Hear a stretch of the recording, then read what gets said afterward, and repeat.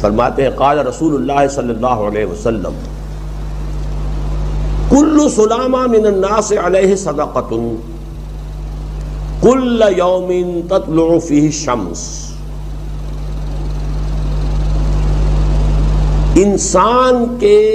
انسانوں کے ہر جوڑ پر ایک صدقہ واجب ہے. ہر روز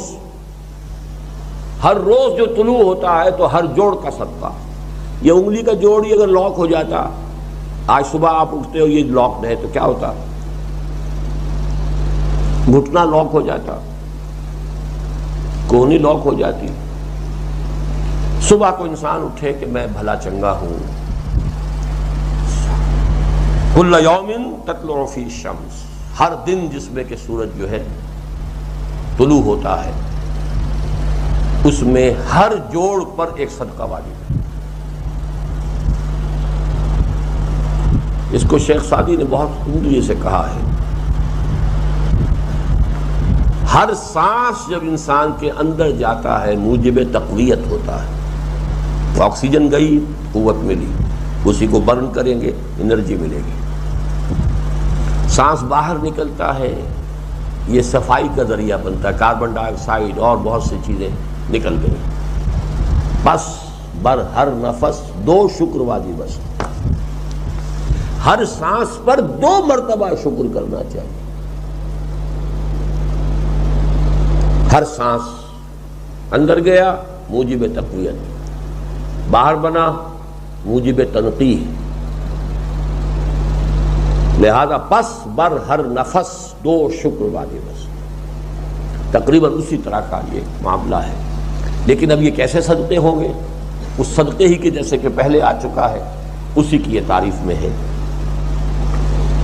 تعدل بین اثنین صدقۃ، 2 آدمیوں کے درمیان عدل کراؤ، فیصلہ کرا دو عدل کے ساتھ، یہ بھی صدقہ ہے.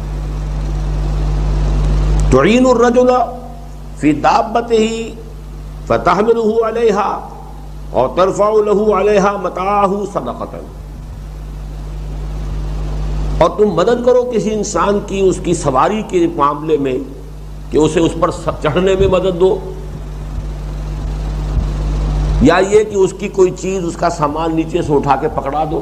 اونٹ پر سوار ہو گیا ہے، اب نیچے سے سامان پکڑا رہے ہیں، یہ بھی صدقہ ہے. والکلمۃ الطیبۃ صدقۃ، ہر پاک بات جو اپنی زبان سے نکالو گے وہ صدقہ ہے. فلیقل خیرا او لیصمت، بات صحیح کرے، اچھی کہے یا خاموش رہے. تو ہر اچھی بات جو زبان سے نکلتی صدقہ ہے. وبکل خطوۃ تمشیہا الی الصلاۃ صدقۃ، اور ہر قدم جو وہ نماز کے لیے جاتا ہے تو اٹھاتا ہے یہ صدقہ ہے.